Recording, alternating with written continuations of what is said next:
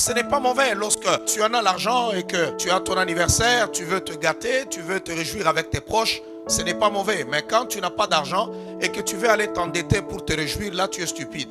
Vous devez être capable de vivre selon vos moyens.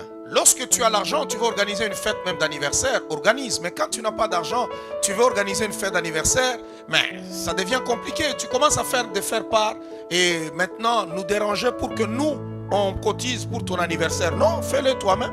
Il y a des gens, ils veulent se marier, mais choisis la méthode la plus simple. Parce que tu n'en as pas les moyens. Mais là, tu veux organiser une grande fête, pourquoi? Si tu en as les moyens, fais-le. Mais si tu n'as pas les moyens, porte ta veste, viens à l'église et on te bénit. Au lieu d'inviter 500 personnes, ils viennent manger, tu loues une salle, tu loues des histoires, et puis après tu te maries, tu commences à crever de faim. Cet argent-là que tu vas dépenser, tu peux l'investir dans les affaires et tu pourras mieux vivre après. Alors, il ne faudrait pas se plonger dans certaines choses, dans ces coutumes qui sont bizarres, qui vont t'appauvrir pour rien. Et il y a des gens qui se marient à crédit. Maintenant, après, comment tu peux commencer ta vie à crédit? Vous qui n'êtes pas mariés, que Dieu t'aide. C'est surtout les femmes. C'est surtout les femmes. Elles vont même prendre un manuel, elles tournent là, elles te montrent, mais regarde, ça, c'était le mariage de l'autre.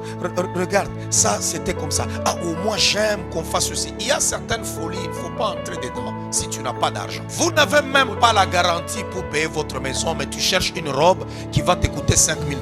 Il y a des gens partout, il part, il va même mendier les vêtements. Il a déjà porté les vêtements qui ne sont pas à lui. C'est pourquoi il y a certaines personnes, ils portent un vêtement, tu regardes le bouton, il est déjà, on dirait que le bouton, il crie, il demande l'indépendance. Mais ce n'est pas sa veste ou ce n'est pas sa chemise.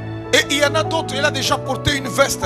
On dirait que même les doigts, tout commence à se cacher. On dirait qu'il est vraiment à l'intérieur. Tu te dis, mais qu'est-ce qui se passe? Est-ce que c'est une toge ou c'est une veste? Mais ce n'est pas à lui. Il est allé prendre une veste taille 58. Lui, il porte du 42. Fais les choses simplement. Alléluia.